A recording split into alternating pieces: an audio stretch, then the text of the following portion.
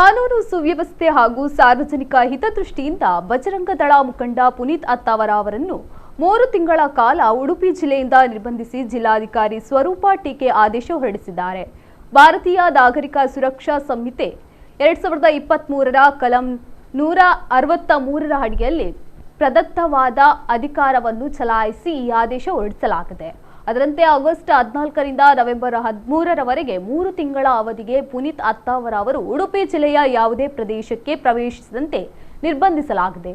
ನಿರ್ಬಂಧದ ಆದೇಶಕ್ಕೆ ಸಂಬಂಧಿಸಿದಂತೆ ಆಕ್ಷೇಪಣೆಗಳಿದ್ದಲ್ಲಿ ಇಂದು ಮಧ್ಯಾಹ್ನದೊಳಗೆ ಲಿಖಿತ ರೂಪದಲ್ಲಿ ಸಲ್ಲಿಸುವಂತೆ ಜಿಲ್ಲಾಧಿಕಾರಿ ಸೂಚಿಸಿದ್ದಾರೆ. ಆದೇಶ ಜಾರಿಗೊಳಿಸುವ ಸಿಬ್ಬಂದಿ ಮೂಲಕ ಅಥವಾ ಜಿಲ್ಲಾಧಿಕಾರಿ ಕಚೇರಿಯ ಇಮೇಲ್ಗೆ ಆಕ್ಷೇಪಣೆ ಸಲ್ಲಿಸಬಹುದಾಗಿದೆ. ನಿಗದಿತ ಅವಧಿಯಲ್ಲಿ ಯಾವುದೇ ಆಕ್ಷೇಪಣೆ ಸ್ವೀಕರಿಸದಿದ್ದಲ್ಲಿ ಯಾವುದೇ ಹೇಳಿಕೆ ಅಥವಾ ಆಕ್ಷೇಪಣೆ ಇಲ್ಲವೆಂದು ಪರಿಗಣಿಸಿ ನಿಯಮಾನುಸಾರ ಮುಂದಿನ ಕಾನೂನು ಕ್ರಮ ಕೈಗೊಳ್ಳಲಾಗುವುದು ಎಂದು ಜಿಲ್ಲಾಧಿಕಾರಿ ಪ್ರಕಟಣೆಯಲ್ಲಿ ತಿಳಿಸಿದ್ದಾರೆ.